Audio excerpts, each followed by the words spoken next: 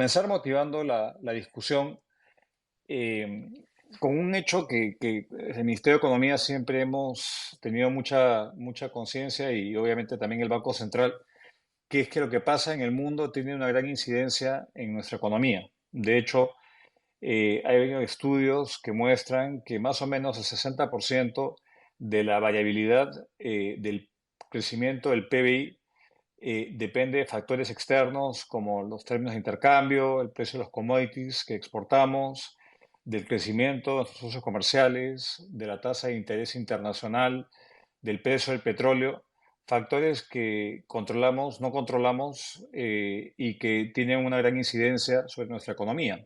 Y obviamente el 40% se imputa a factores domésticos.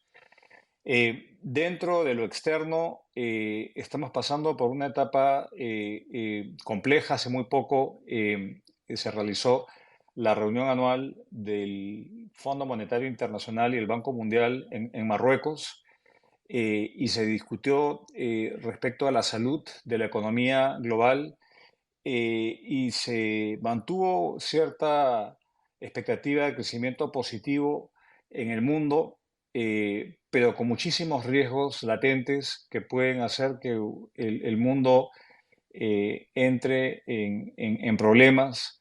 Esto obviamente reflejando los problemas que hemos visto en la geopolítica, una geopolítica que ha afectado el suministro de muchos bienes que importamos, en el caso de los cereales, los alimentos, fertilizantes, a raíz del conflicto en Ucrania, la guerra en Ucrania que lleva más de año y medio y sin visos de solución, a los que se suma un nuevo conflicto en Medio Oriente por la violencia que ha sido desatada por Hamas en Israel.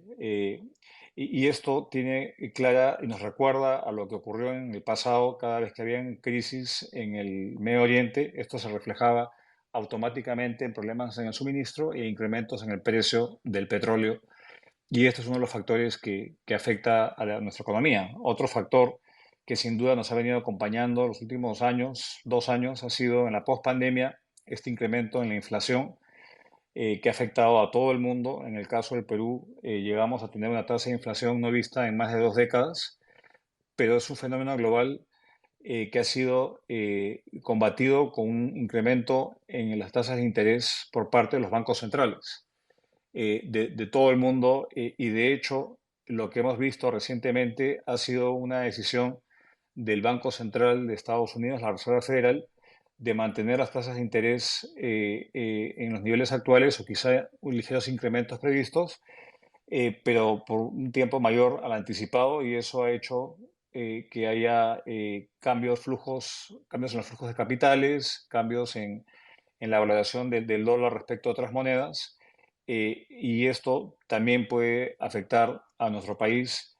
y se ve reflejado en la cotización de tipo de cambio. Entonces, nuevamente, tenemos muchos factores externos y con esta introducción gruesa, yo quisiera preguntarle a Lucho cómo él ve las perspectivas de la economía mundial. Primero, cómo él anticipa y quizás nos pueda hacer un recorrido por los principales bloques o países, cómo él lo está viendo y en una segunda instancia luego comentar cómo esto puede afectar las perspectivas de crecimiento en los mercados emergentes y luego centrarnos en nuestro país. Sin más, le doy el paso a Luis Oganes agradeciéndole mucho por participar en este espacio. Lucho, adelante. Miguel, muchísimas gracias. Buenas tardes a todos. ¿Me puedes escuchar bien? Correcto, perfecto, Lucho, adelante. Ok, bueno, muchas gracias. Un placer estar acá y compartir un poquito, bueno, muchas cosas que discutir, la verdad. Has enumerado varios de los temas que creo que todos los actores económicos en el mundo estamos tratando de monitorear y de predecir, ¿no? Pero claro, dado el nivel de incertidumbre, seguramente de que cualquier escenario base, cualquier comentario que podamos hacer ahora, la realidad puede ser al final del día muy distinta. Empecemos, ¿cómo es que empezamos el año, no? Empezamos el año con un problema de inflación a nivel mundial. la inflación empezó a ser un problema post pandemia en el año 2021. En algunos países se intensificó un poco más en el 2022, particularmente a partir de la guerra, la invasión de Rusia en Ucrania, que generó disparada de precios de energía, de precios de alimentos, y eso obligó a que bancos centrales empiecen a subir tasas de interés para frenar, bueno, un poco revertir todo el estímulo monetario que se había inyectado durante la pandemia y empezar a tratar de controlar el tema de inflación. A comienzo del año teníamos ya el Banco de Reserva Federal, la Fed en Estados Unidos, había subido su tasa bastante y había la expectativa de que en algún momento, como es histórica, como ha sucedido históricamente, después de haber acumulado tantas subidas de tasa de interés, eventualmente la economía americana entre en una recesión. Y por eso es de que teníamos una dinámica de que el mercado esperaba una recesión o por lo menos un bajón de crecimiento importante en la segunda mitad del año.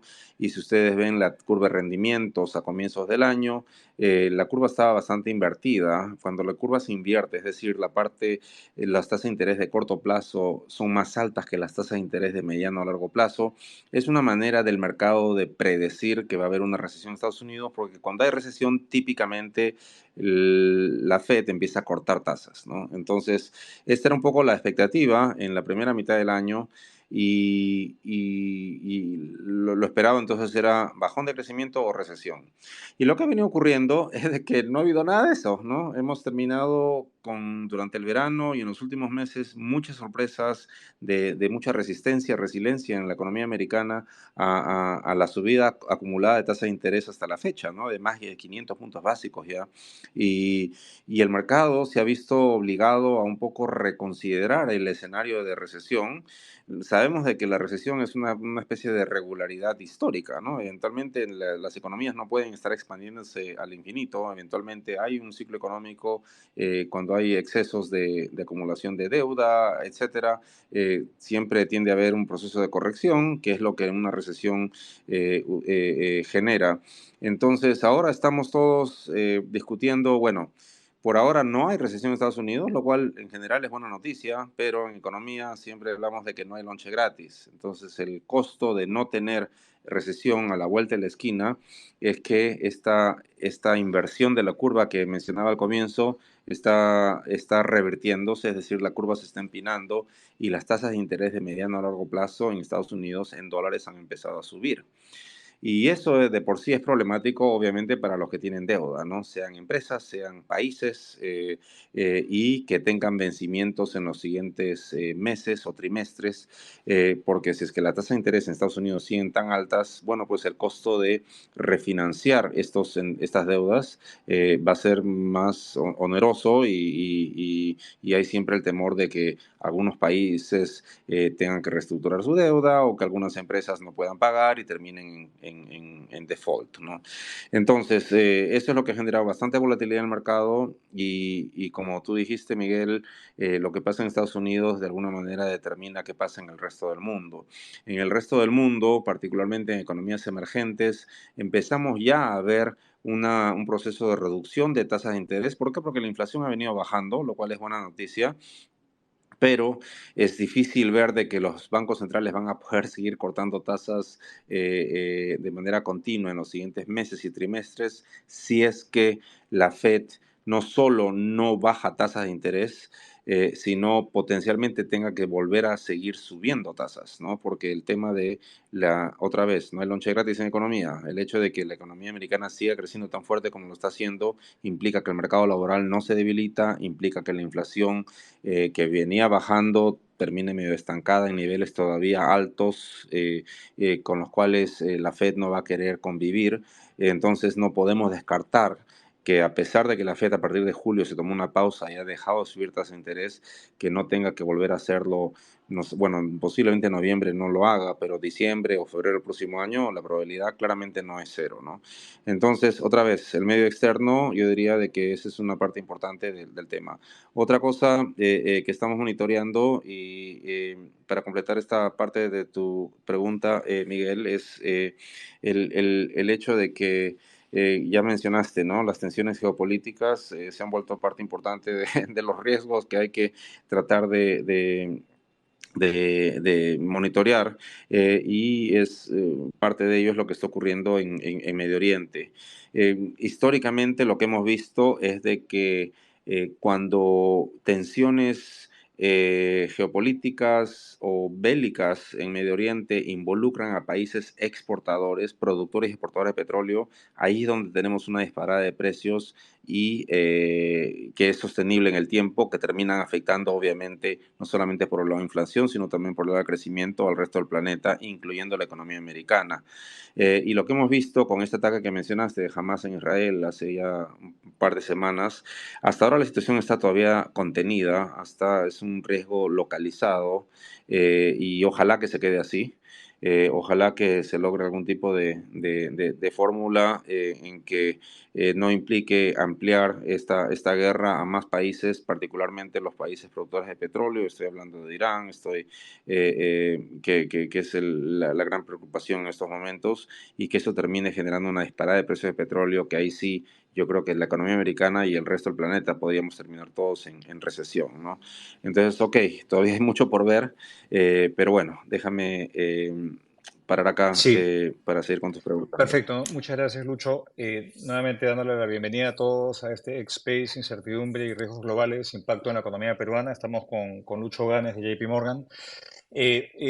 Quisiera que ahondar un poquito más primero en Estados Unidos, porque lo que vimos también a inicios del año fue una serie de quiebras en bancos de segundo nivel, bancos regionales, justamente a raíz del incremento de tasas, y hubo un riesgo de recesión ante el cierre de algunas empresas, y regulación distinta entre los principales bancos y estos bancos regionales. ¿Cómo ha regresado la estabilidad a los mercados financieros? ¿Cómo ves tú la salud de este segmento de bancos y entidades financieras en Estados Unidos, Lucho? Bueno, tuvimos, sí, un poco para poner el contexto, durante la pandemia las tasas de interés se cortaron a niveles de cero, en algunos países inclusive llegaron a tasas negativas, bancos centrales embarcaron en lo que se llama expansión cuantitativa, que quiere decir de que más allá de bajar tasa de interés empezaron a comprar bonos o otro tipo de activos financieros para seguir inyectando liquidez a las economías, y eso hizo de que, bueno, pues el dinero era casi que gratis, ¿no? La tasa de interés no costaba pedir prestado, y ese dinero empezó a buscar a dónde irse, ya que las tasas de interés estaban en el piso, a dónde irse para generar retornos. Y se fueron a distintos mercados, distintos sectores. Uno de ellos fue el sector de tecnología, en donde las empresas tecnológicas aprovecharon el hecho de que tenían tasas de interés tan bajas para hacer muchísimas inversiones, levantar mucho capital, y por supuesto, bueno, mucho de eso es capital de riesgo, ¿no? Algunos proyectos surgen, algunos no surgen. Lo cierto es de que algunos de los bancos que empezaron a prestarle a ese sector de manera bastante, digamos, concentrada fueron bancos regionales en Estados Unidos, y cuando hubo esta implosión en el sector de tecnología, con las valuaciones de empresas cayéndose, etcétera, empezamos a tener entonces presión sobre este segmento de los bancos. Yo diría que a esas alturas, bueno, hubo un pequeño efecto dominó, gracias a Dios fue contenido.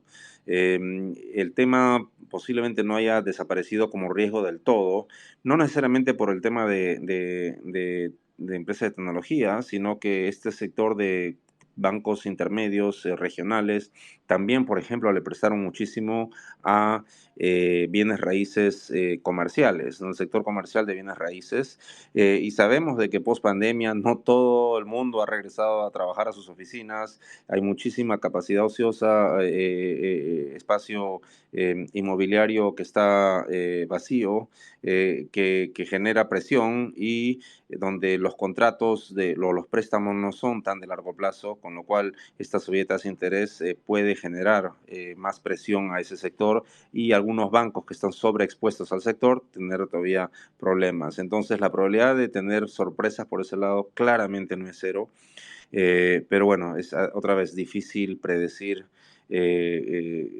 si puede ver al final una intensificación de las presiones o generar algún tipo de crisis, ¿no? Ahora, lo bueno es de que por lo menos los bancos más grandes parecieran estar no sobreexpuestos y en una posición de capitalización, etcétera, mucho más sólida, con lo cual, si es que nuevamente tenemos estos problemas en los bancos regionales, no se esperaría de que se vuelva riesgo sistémico para la economía en su conjunto. Pero bueno, eso es algo que todavía está, digamos, es un riesgo que, como dije, no es cero. Y yendo a otro elemento fundamental de la economía norteamericana, que es el déficit fiscal y los niveles de endeudamiento público y las dificultades muchas veces de que le aprueben expansiones de límite de deuda por problemas políticos internos entre la Casa Blanca y el Congreso. ¿Cómo ves tú el tema fiscal en Estados Unidos y de deuda? Bueno, yo creo que una de las principales razones por las cuales empecé diciendo de que hay una sorpresa positiva en la dinámica de crecimiento de Estados Unidos, hay varias razones, pero una de ellas es de que hay un proceso expansivo fiscal en Estados Unidos, es decir, después de la pandemia, que obviamente tanto política fiscal como monetaria fueron muy expansivas para tratar de ayudar a las empresas y familias a contener el impacto de la pandemia en su producción, trabajo, generación de ingresos, etcétera. Pasó la pandemia, empezamos a ver el problema de la inflación, la política monetaria empezó a ajustarse, o sea, se empezó a remover el estímulo fiscal, perdón, el estímulo monetario, pero el estímulo fiscal cambió de naturaleza, pero nunca se removió, y es más, se ha de alguna manera ampliado un poco. El déficit fiscal, el balance del presupuesto federal en Estados Unidos para este año se estima un déficit de 6.2% del PIB. El año pasado fue 5.3 estamos hablando de niveles obviamente, eh, digamos, altos que uno pensaría en la pandemia ya pasó, ¿por qué sigue el déficit fiscal tan alto? Y el tema, bueno, son dos temas ahí, ¿no? El primero es el hecho de que hay iniciativas que implican más gasto público, más apoyo del sector público, esta nueva ley, acto para controlar la inflación, así es como se lo pusieron, de la administración Biden, que implica algunos apoyos, subsidios para la transición energética, para que empresas vuelvan a producir en Estados Unidos, etcétera. Bueno, pues tiene un costo fiscal que al final a nivel macroeconómico termina ayudando a crecimiento, pero de alguna manera neutraliza parte del esfuerzo que está haciendo la política monetaria de ajustarse y tratar de controlar la inflación. Entonces, eh, una de las razones por las cuales ha habido más presión de mediano a largo plazo en las tasas de interés en Estados Unidos es porque la expansión fiscal, bueno, pues viene fuerte y obliga al Tesoro americano a seguir tener que emitir deuda, y lo está haciendo en momentos en que la demanda por estos bonos de tesoro ha venido cambiando, y algunos de los grandes compradores, incluyendo la propia Fed o bancos centrales extranjeros, como puede ser Japón, como puede ser China, y que no están comprando tanto, o inclusive a lo mejor están vendiendo, porque en el caso de Japón están interviniendo para contener la depreciación del yen.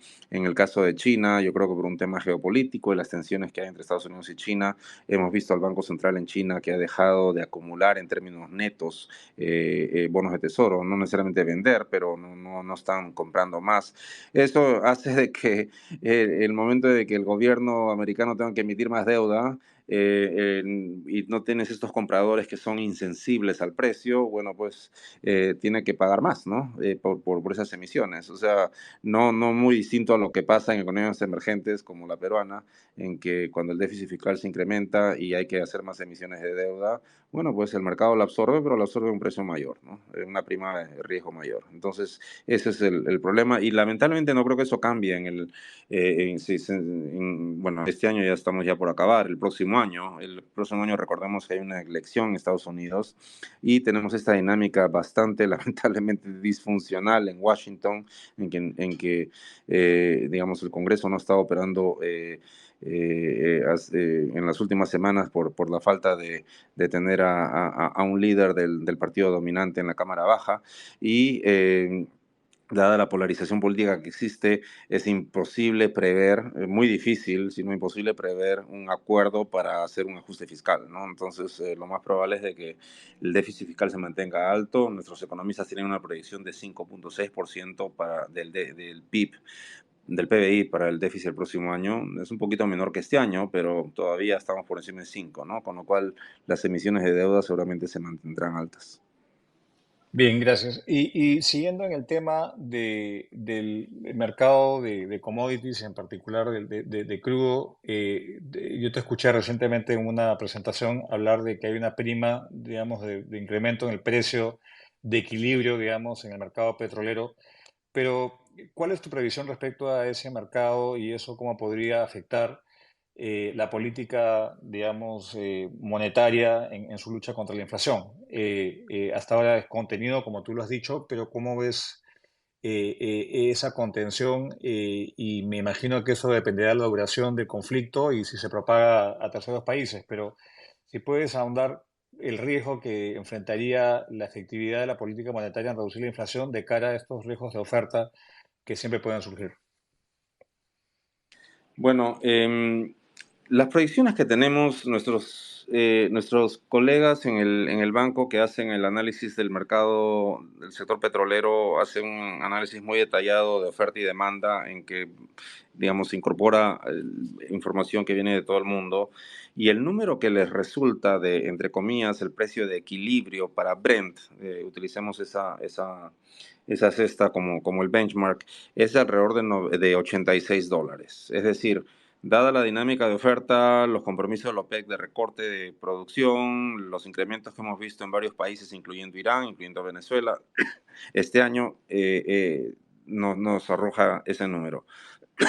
El, el, lo que hemos visto es de que cuando después del ataque de Hamas a Israel, hubo una disparada de precios como hasta 93, $95, lo cual sugiere de que había una prima de riesgo que podía ser alrededor de 7, $8, eh, que como dije anteriormente, mientras que estos conflictos geopolíticos en el Medio Oriente, mientras que no involucren a un país productor grande, han tendido históricamente a no ser sostenibles y de alguna manera hemos visto el precio del petróleo otra vez cayendo por debajo de 90.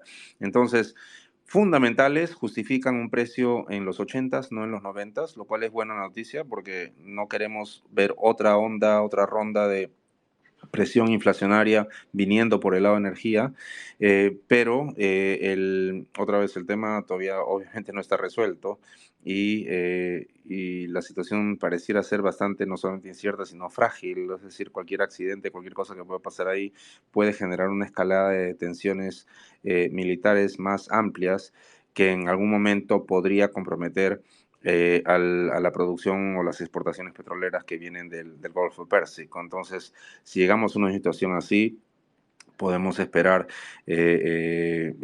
una disparada nuevamente de precios, que eso sí, como dije anteriormente, también podría presionar, empujar a la economía mundial a una recesión, ¿no?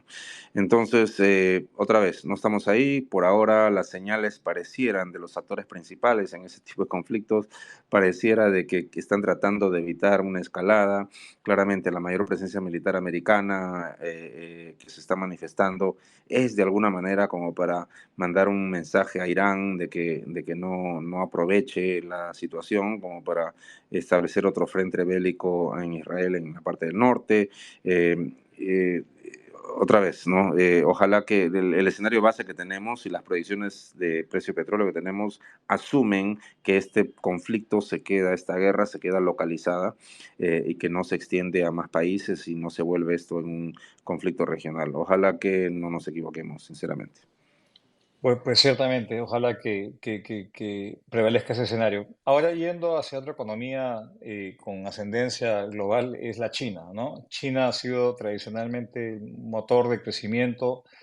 Yo recuerdo hace 10 años jaló la economía, la recuperación de la economía y impulsó el crecimiento global.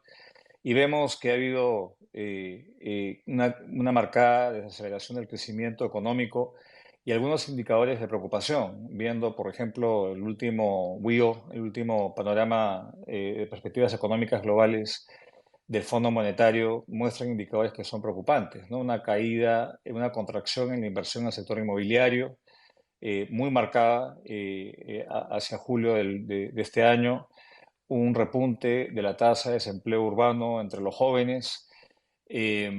¿Hasta qué punto crees que las autoridades chinas van a ser capaces de impedir una caída mayor, un menor crecimiento de China? ¿Y cómo ves tú las perspectivas de ese país?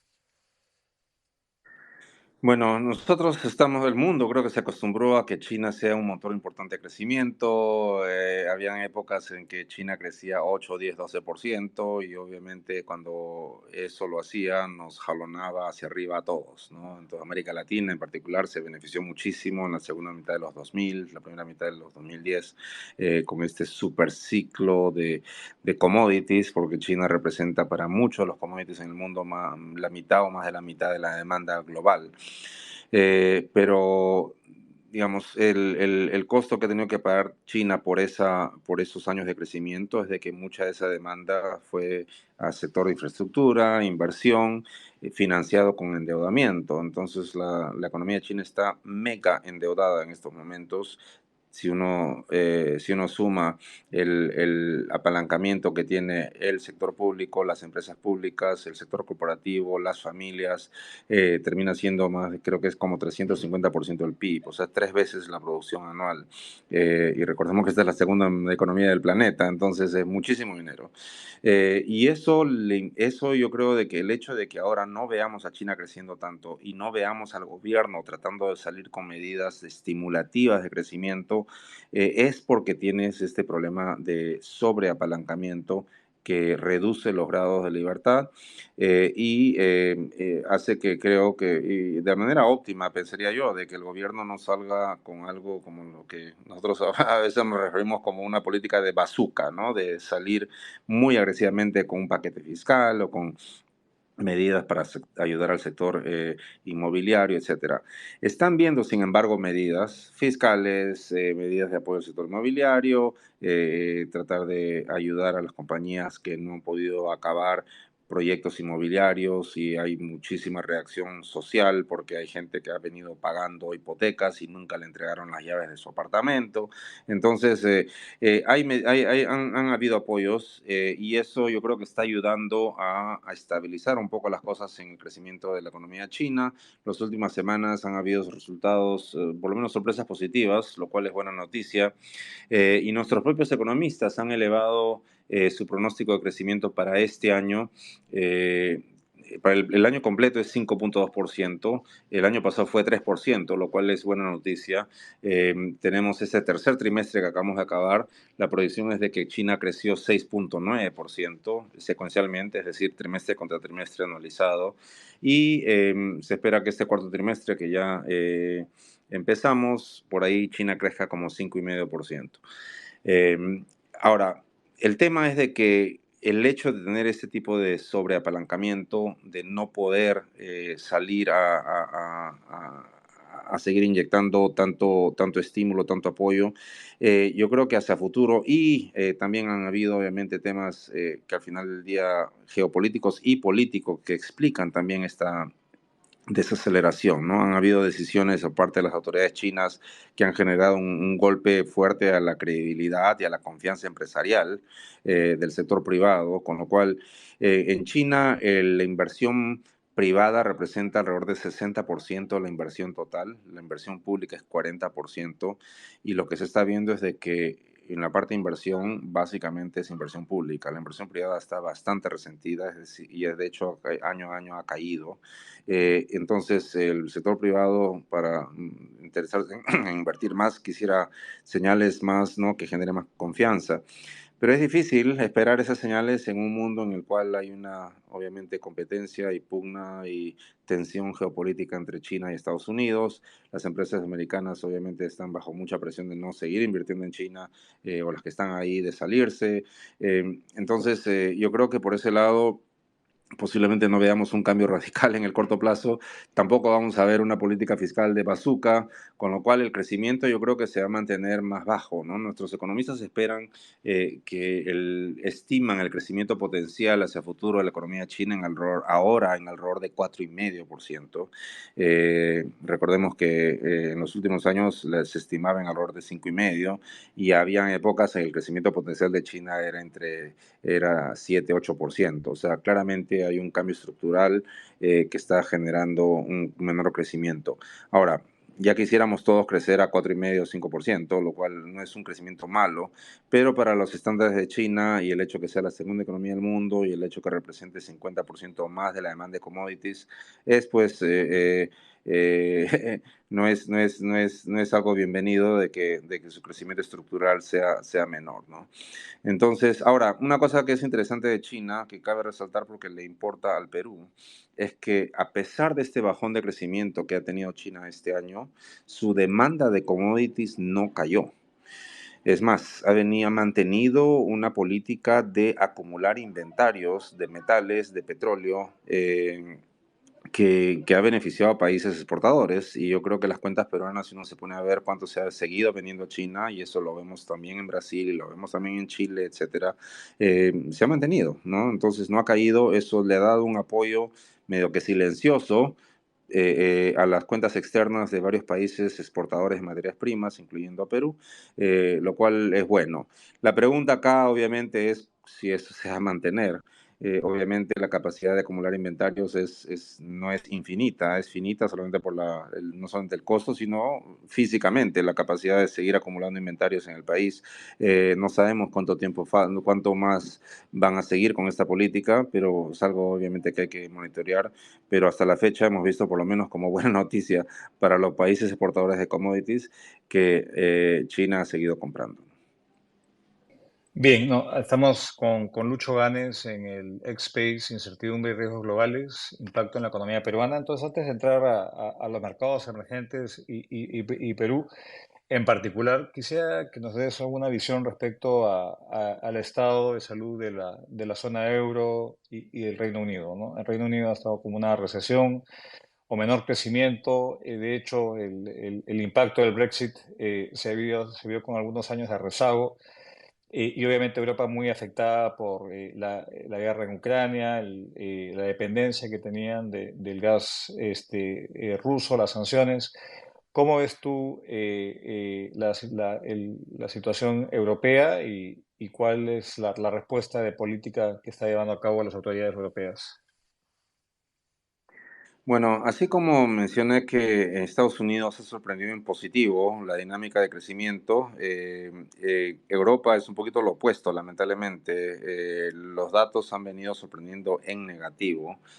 Formalmente no tenemos una recesión en el pronóstico, pero los números de crecimiento que se tienen para la zona del euro, bueno, este trimestre que acaba de pasar creemos que es cero. En el cuarto trimestre, que por ahí va a ser 0,5, o sea que la segunda mitad sería 0,25. O sea, estamos hablando de algo muy cercano a cero o muy cercano a ser negativo, con lo cual los datos al final pueden salir, pueden confirmar de que a lo mejor hay recesión. Lo mismo se aplica para el Reino Unido. Ahora, ¿qué está pasando ahí? Bueno, varias cosas, ¿no? Primero de que eh, Europa obviamente es una economía más abierta que Estados Unidos. Si uno ve Estados Unidos, exportaciones es como alrededor de 11% del PBI. Y en Europa tenemos a países como Alemania, donde exportaciones es más de 50% del PBI. En el caso de Francia creo que es alrededor de 35%. En el caso de Italia o de España me parece que es 20-25%. En cualquier caso, todas esas economías mucho más abiertas que las americanas, con lo cual depende mucho de exportación, depende mucho de vender, y buena parte de las exportaciones las compra China. Entonces China hemos dicho de que ha tenido un bajón de crecimiento. Gracias a Dios ha seguido comprando commodities, lo cual América Latina y otros países exportadores de commodities se han beneficiado, pero Europa no le vende commodities a China, le vende productos manufacturados, industriales. Y eso sí ha tenido un bajón importante porque China ha crecido menos, está creciendo menos, ¿no? Entonces, Europa ha estado bastante más expuesta al bajón de crecimiento de China, eh, y eso explica posiblemente parte de la decepción que ha habido con los datos. Y lo siguiente es, bueno, a Europa le ha tocado un poco que reinventar digamos, ver cómo reemplaza la dependencia energética que tenía con Rusia, y buscar otras fuentes alternativas de energía, ¿no? Otras fuentes para a quien comprarle gas natural, a quien comprarle petróleo. Entonces, los flujos de petróleo y gas natural de Rusia a Europa no es que son cero ahora, sigue manteniéndose alguna de estas compras, ¿no? Dentro de todas las sanciones que han puesto Occidente cuando empezó la invasión a Ucrania, han tratado de limitar las sanciones sobre el sector energético porque obviamente Europa lo necesita, pero es a otro precio, y la cantidad claramente es menor. Y tenemos a países como Alemania, que me parece también como 40% a lo mejor o más de sus requerimientos energéticos venían de Rusia, ¿no? Y buena parte del modelo económico de Alemania, muchas empresas que están, ¿no?, muy sofisticadas, basadas ahí, parte de su modelo empresarial era incorporar una energía barata que venía de Rusia, ¿no? Entonces estos modelos empresariales empiezan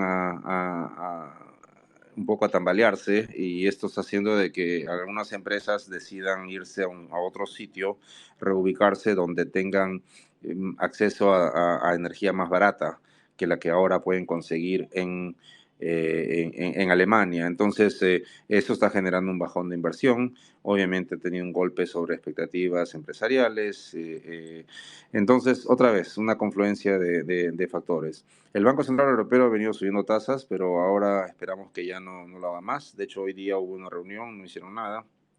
Eh, y, eh, y posiblemente ya no suba más sus tasas de interés, ¿no? O sea, ojalá que la inflación caiga. Ahora, el tema con la inflación también es muy sensible al tema de energía, y lo que hemos visto es de que desde el ataque de Hamas a Israel, los precios de gas natural en esa parte del mundo subieron más de 20%, o sea, de que ya por lo menos un componente de los índices de inflación en Europa van a estar bajo presión por el conflicto en Medio Oriente. Otra vez el mundo está, todo está vinculado, ¿no? Entonces, la situación claramente ahí es un poco más precaria, no podemos descartar que haya recesión.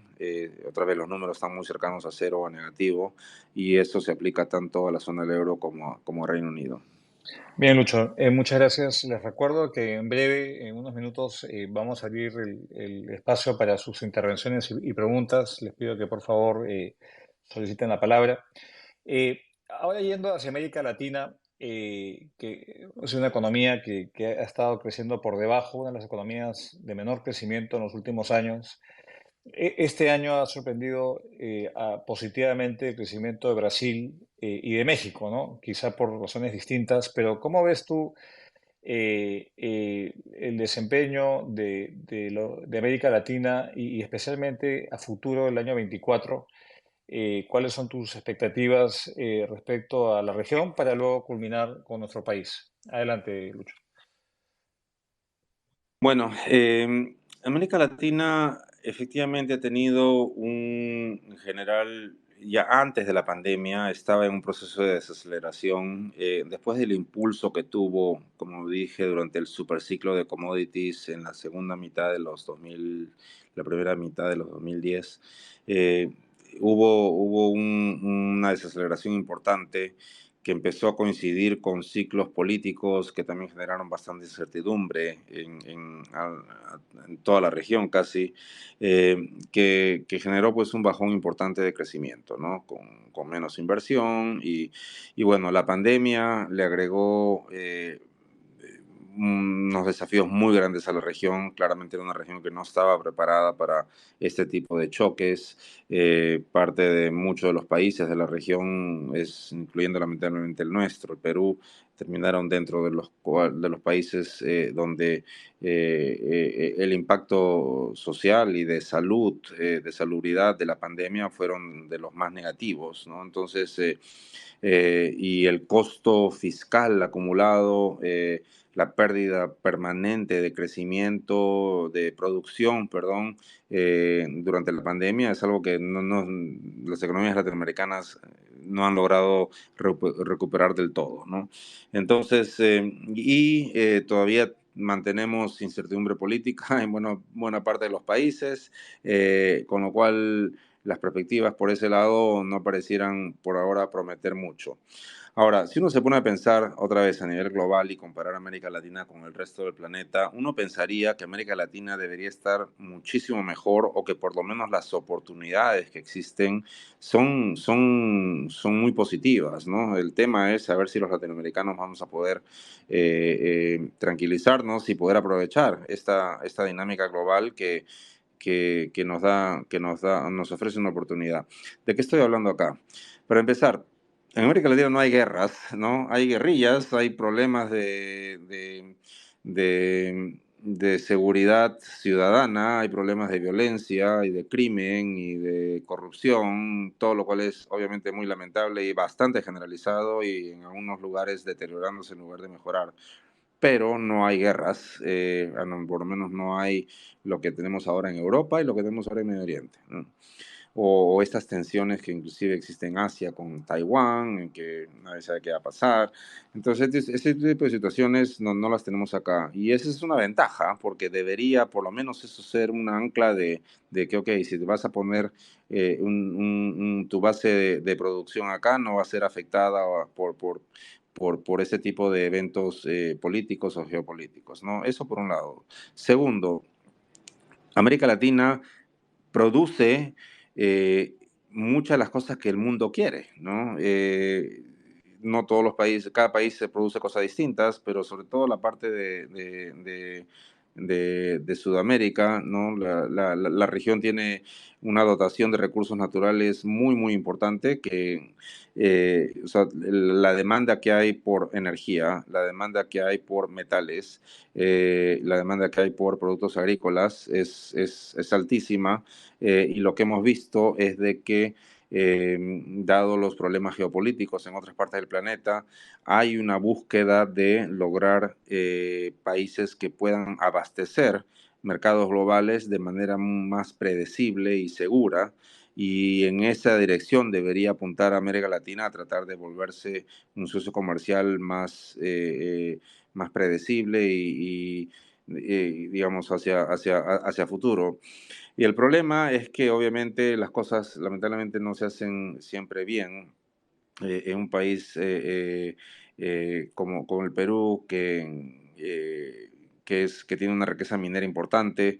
No estamos viendo el CAPEX, la inversión en el sector que deberíamos ver, o la producción mejor que deberíamos ver, no por razones de política interna, obviamente acá hay temas de responsabilidad a muchos niveles, de gobiernos o de prácticas de daño ambiental que no se han solucionado por completo, pero claramente la solución no es parar el sector, parar la minería, ¿no? Entonces, acá yo creo de que la oportunidad para la región en general, y que se incluye Perú, es muy buena y muy positiva.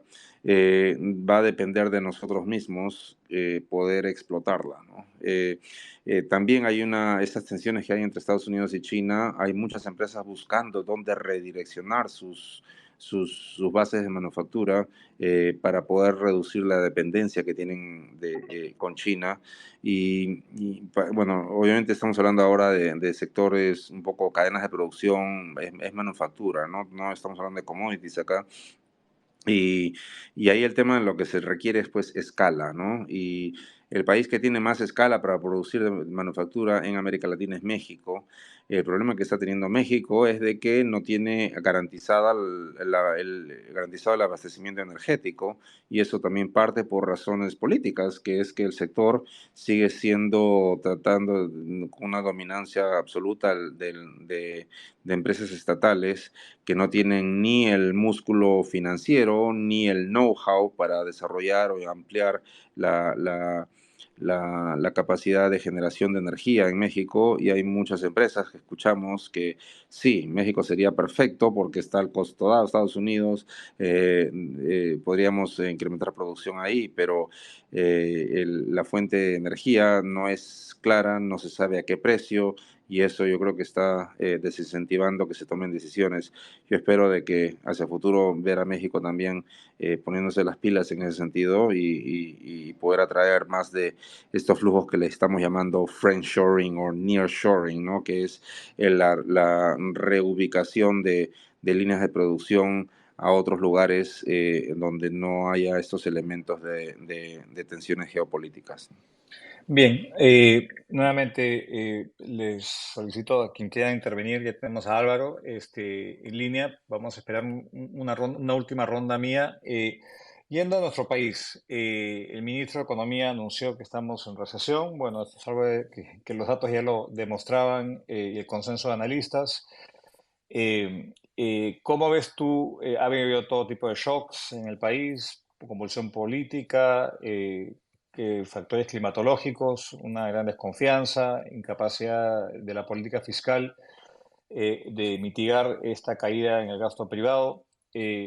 ¿Cómo ves tú nuestras perspectivas de recuperación, Lucho, a futuro y cómo ves esta posibilidad de salirnos de este estancamiento económico que estamos viviendo en el país? ¿Cuál sería tu recomendación?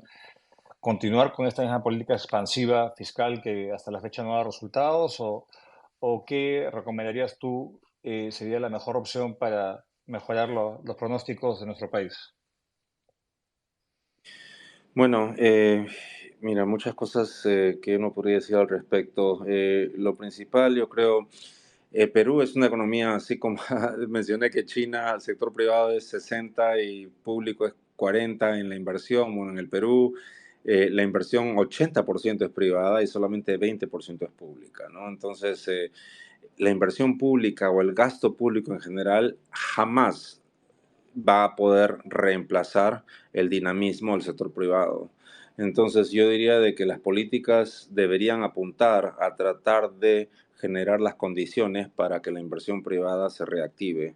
Y eso es lo que no ha venido ocurriendo por razones políticas en bastante tiempo. Y las señales lamentablemente, y acá no solamente es un tema del Ejecutivo, sino también legislativo, ¿no? Las iniciativas que salen del Congreso tienen muchísima incidencia eh, sobre la capacidad que tiene el sector privado, las empresas, los empresarios de hacer proyecciones hacia futuro. Entonces, muchas iniciativas que tienen la Constitución inclusive lo prohíbe, ¿no? El Congreso no puede tener iniciativas, aprobar iniciativas que impliquen gasto o que tengan una incidencia fiscal, y eso lo hemos venido viendo bastante últimamente. Y más allá de la incidencia fiscal, hay una incidencia macroeconómica, como por ejemplo la aprobación de estos retiros de las AFPs, que están haciendo de que va a haber toda una generación de peruanos que van a llegar a su época de jubilación sin una pensión, y no sé qué va a pasar con ellos, y los congresistas no les están diciendo qué va a pasar con ellos, ¿no? Y no, al final va a ser una carga fiscal, pero también complicado, ¿no? Porque no es que esta gente está de alguna manera registrada, no sé, pues tiene que aplicar a pensión 65, no sé. Me asusta ver la ligereza con lo cual se toman decisiones de corte muy populista, muy inmediatistas, con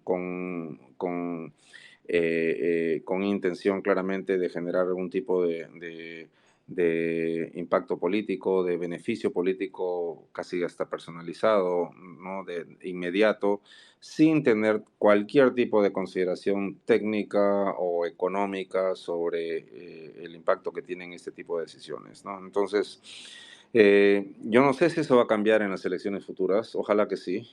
Yo creo que en ese sentido soy a lo mejor demasiado, digamos, lo que esperaría. Obviamente estamos en una situación digamos, de interinazgo, si se quiere, político, eh, digamos, viendo el gobierno genuinamente creo que quisiera hacer más por atraer inversión, por apoyar el crecimiento. El tema, otra vez, es de que las características de la economía peruana, estructurales de la economía peruana, hacen de que el Perú, el motor de crecimiento es privado, no es público. Y las cuentas fiscales peruanas, si bien en términos relativos comparados a otros países emergentes y claramente del resto de América Latina son relativamente buenas, ¿no? Los déficits fiscales no son tan amplios, el nivel total de endeudamiento no son tan grandes, pero sí ha habido un deterioro, ¿no? Pre-pandemia y durante la pandemia. Entonces, hay una senda de reducción de endeudamiento que hay que retomar, pero ese proceso se ha estancado porque el crecimiento está muy bajo y hay estas ideas de que con gasto público a lo mejor se puede reactivar. Ojalá de que hubiese un poco más de, ¿no? Pues, discusiones de la clase política, ejecutivo, legislativo, con el sector privado, a ver qué se puede hacer para motivar más inversión. Pero bueno, dada la situación de fragmentación política, polarización política que existe en nuestro país, es difícil prever de que eso pueda ocurrir en estas circunstancias, ¿no?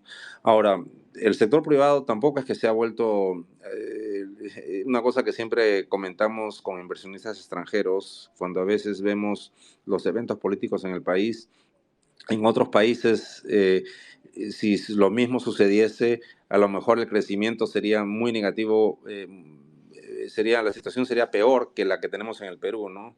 Y a pesar que hemos tenido otra vez 7 presidentes en 5 años, ya no sé cuál es la estadística reciente, no hemos visto a la economía ¿no? cayéndose a pedazos. Eso hay que aplaudir de que el sector privado al final digamos, marca diferencias en tratar de hacer empresa y seguir invirtiendo y seguir contratando y produciendo a pesar de la incertidumbre política. Pero bueno, lamentablemente la política cobra factura y es lo que creo que está haciéndolo ahora, ¿no?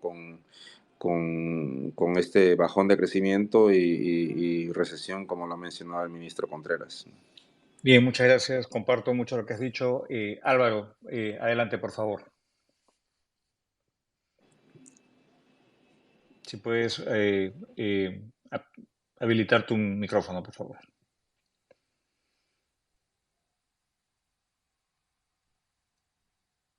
Hola, Álvaro. Sí. Adelante, por favor.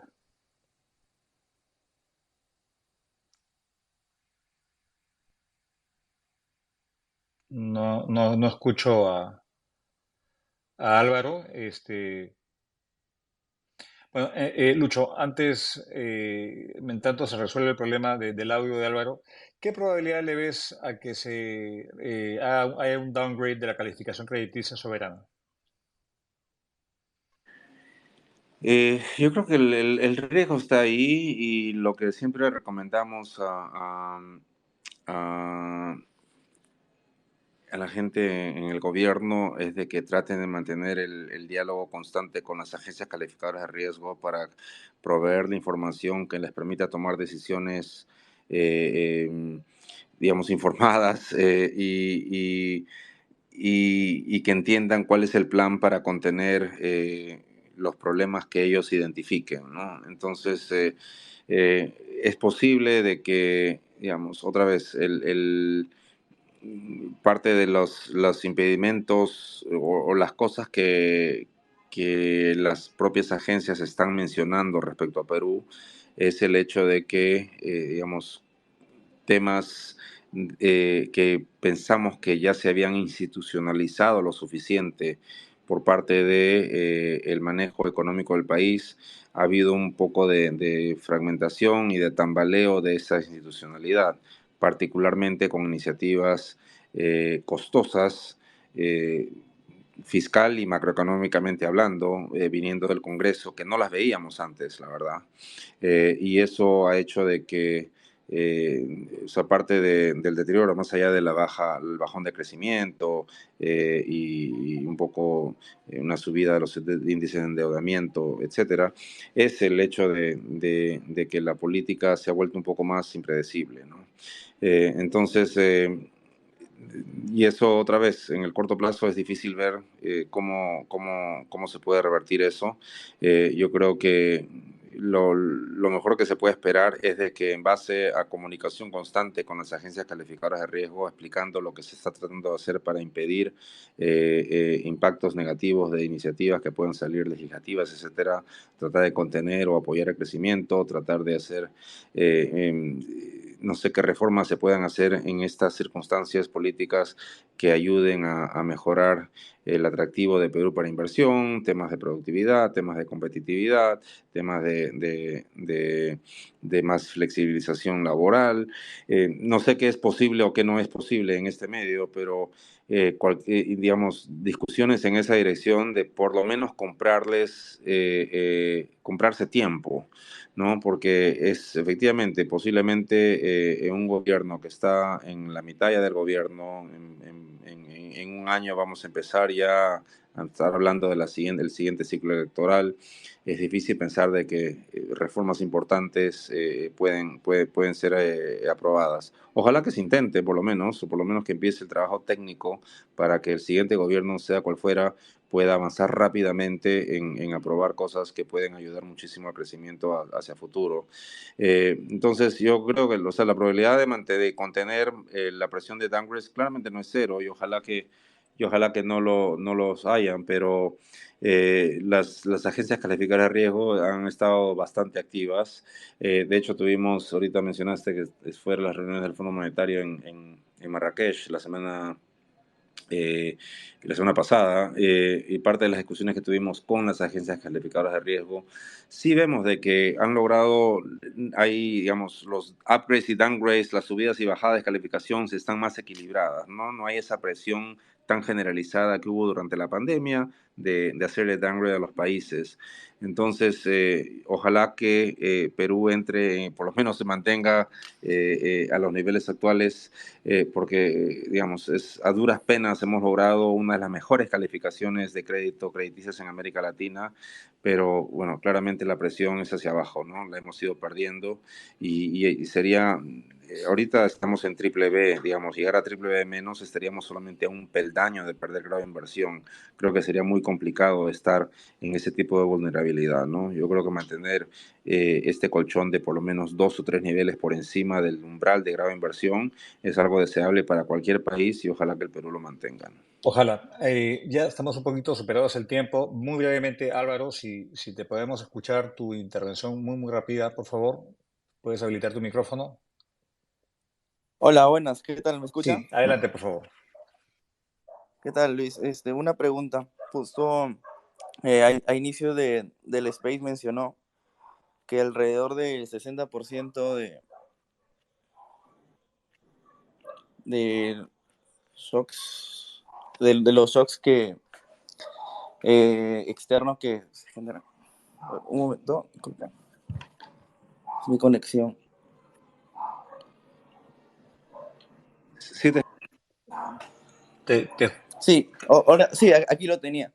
Sí, ¿qué tal, Luis? Mi pregunta es que si al menos el 60% de la variación en el país dependen de factores externos. Entiendo que ahora tendríamos que enfocarnos en medidas para reducir la exposición a estos factores externos. ¿Cuáles podrían ser algunas de estas medidas para reducir este shock que nos generan los factores externos? Gracias, Álvaro. Y bueno, para culminar tu mensaje final respondiendo también, Lucho, muchas gracias.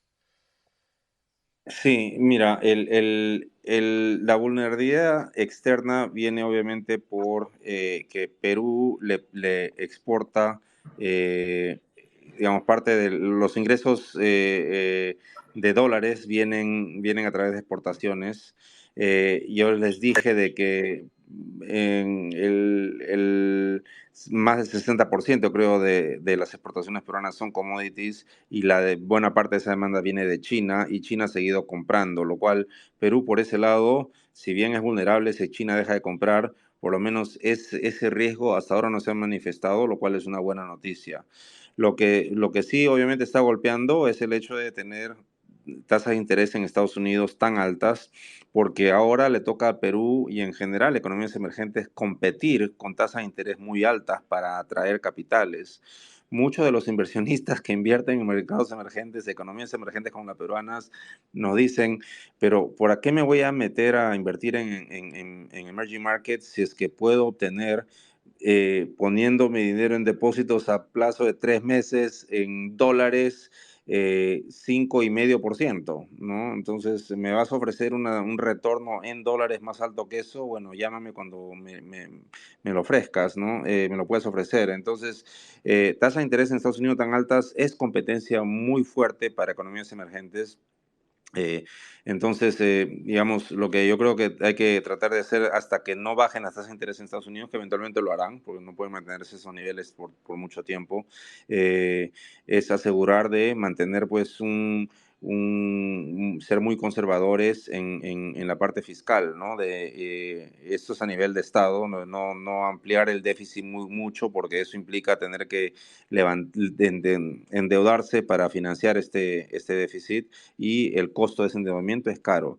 Pero también se aplica a las empresas, ¿no? O sea, las tasas de interés en Estados Unidos de alguna manera marcan la pauta para tasas de interés en todo el resto del mundo. Y el costo de financiamiento también ha subido en el Perú por eso, ¿no? Y bueno, obviamente ha habido inflación, el Banco Central está empezando a bajar tasas, pero todavía las mantiene relativamente altas. El hecho de que tengamos la tasa de interés en Estados Unidos tan altas, más de 5%, 5,25, 5,5%, de alguna manera le pone un piso a cuánto puede cortar más la tasa de interés el Banco Central de Reserva.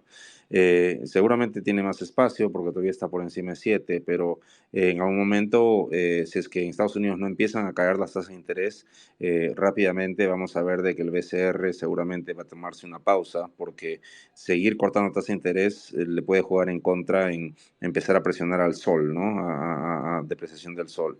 Entonces, otra vez, los vínculos con el resto del mundo son muy amplios, los canales son varios, y acá lo que se trata en un medio en el cual el costo de financiamiento es muy alto, hay que ser monetaria y fiscalmente conservadores, ¿no? Entonces, por ese lado, yo pensaría de que las iniciativas de gasto que se estén en discusión, que ojalá que tengan en cuenta cómo es que se van a financiar para ver si efectivamente justifica o no ese financiamiento dado el beneficio que se puede obtener por ese gasto.